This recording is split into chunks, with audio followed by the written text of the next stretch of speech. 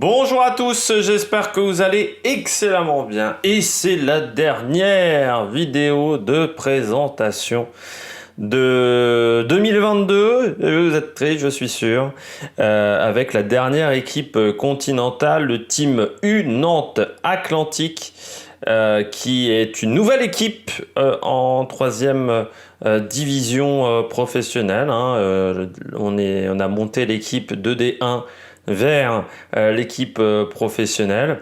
Donc on va voir les résultats de cette formation. Ce n'est pas la formation en DU, c'est important de le signaler, c'est le team U Nantes Atlantique. Donc il y avait deux équipes, une à Nantes, une en Vendée.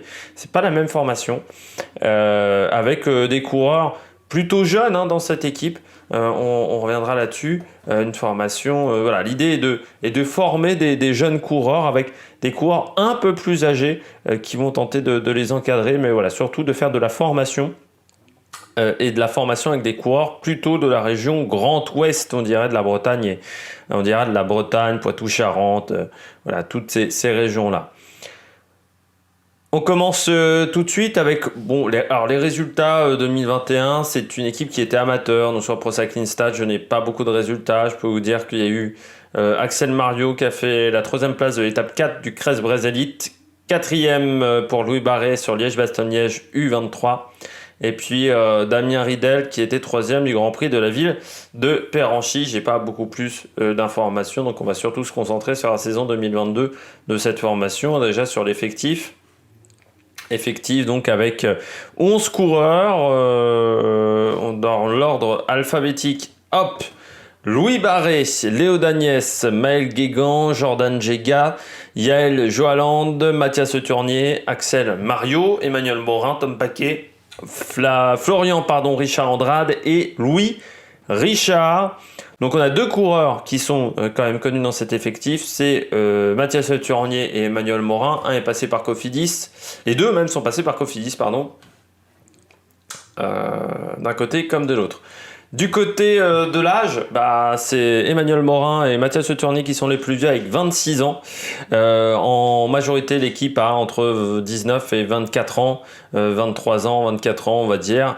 Il n'y a qu'un seul coureur étranger, c'est le luxembourgeois Tom Paquet qui a 19 ans, qui a notamment déjà fait 3e des championnats du Luxembourg. Je ne sais plus si c'était contre la montre sur route chez les Espoirs.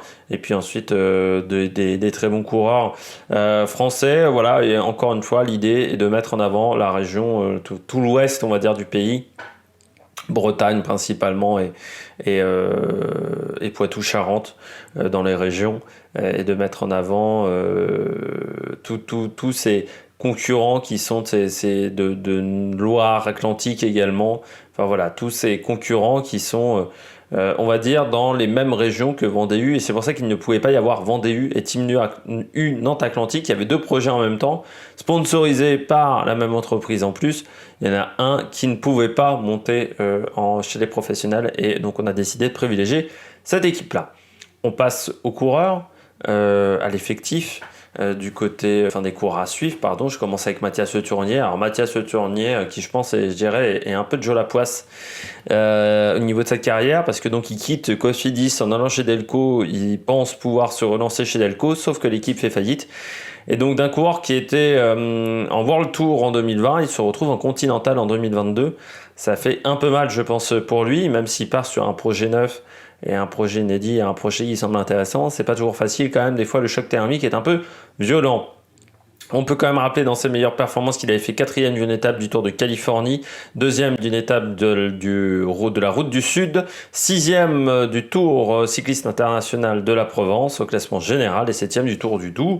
Donc un coureur qui a déjà fait des résultats quand même, mais pas suffisants. C'est un peu le problème de ces équipiers qui parfois ont du mal à trouver un endroit, un point de chute une fois qu'ils sont virés, on va dire, de d'une équipe World Tour parce qu'ils ont souvent eu le rôle d'équipier et que c'est pas forcément les coureurs qui sont les plus chers sur le marché des transferts et c'est pas ce qu'on a envie de recruter aussi. C'est-à-dire quand vous êtes un manager, vous avez plus envie de recruter un Nairo Quintana qu'un Matthias Turnier.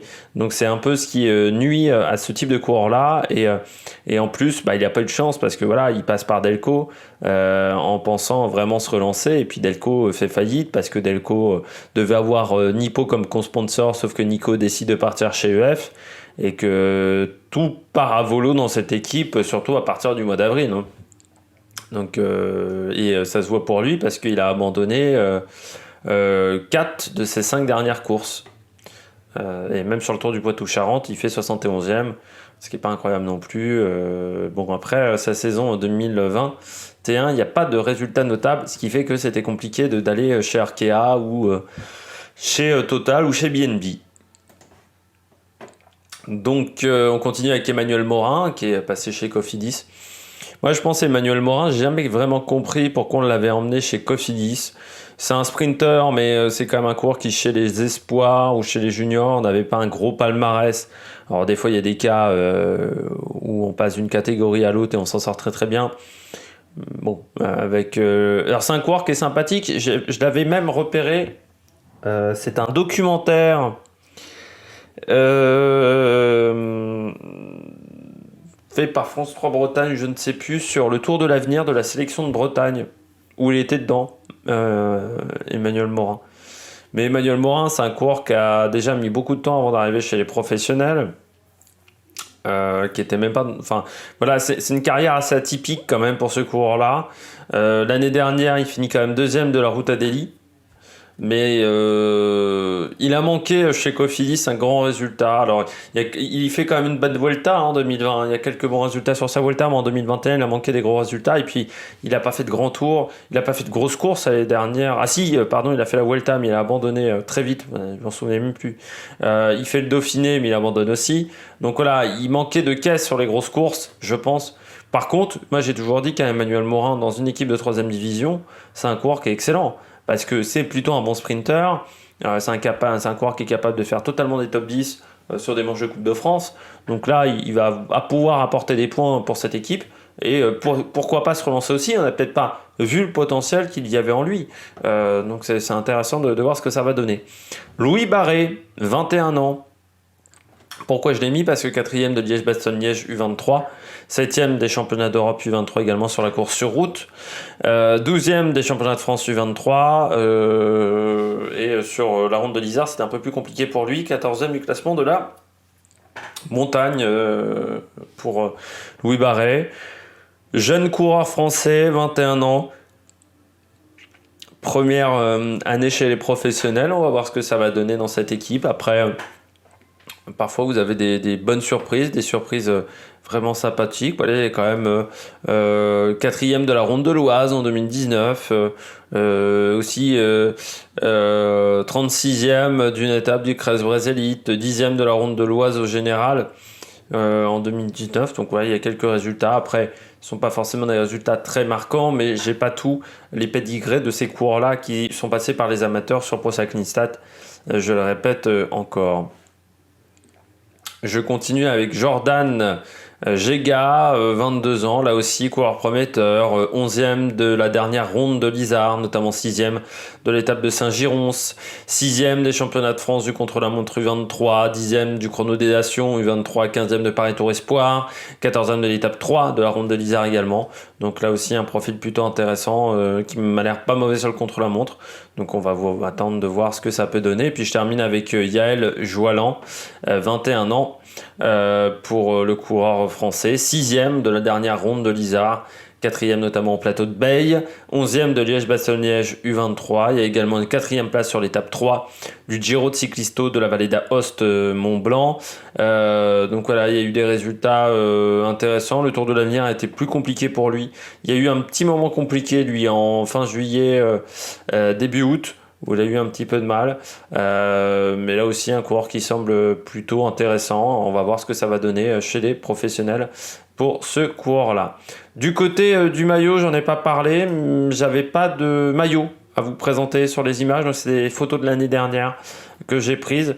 Le maillot est plutôt bleu foncé, avec des bandes jaunes. Il y a des petits dessins et des petits motifs également sur le maillot. C'est un maillot assez classique avec le logo Super U dessus, mais il ne sera plus blanc, il sera bleu foncé. Mais j'ai pas de maillot en belle qualité à vous montrer pour le moment, donc voilà, je me contente des maillots de l'année dernière. Allez, j'espère que vous avez aimé cette vidéo, j'espère que vous avez aimé cette grande série de vidéos. Je sais pas quel est le décompte final, mais on doit être à 35, 40, une quarantaine de vidéos sur la chaîne, donc j'espère que vous avez aimé tout ça. On se retrouve, si ce n'est pas déjà fait, pour la première course de la saison au Grand Prix cycliste de la Marseillaise, mais même avec les courses espagnoles. Et puis le programme février va être chargé, notamment avec les Jeux Olympiques, mais aussi avec le cyclisme, parce qu'on aura pas mal de courses en ce début de mois de février, notamment en Espagne, mais également le Saudi Tour. Enfin, pas mal de courses qui avaient sauté l'année dernière réapparaissent au calendrier. Donc ça va être intéressant de voir tous les coureurs, de voir la forme qui progresse pour chacun des coureurs. Allez, ciao ciao sur l'Amérique Production.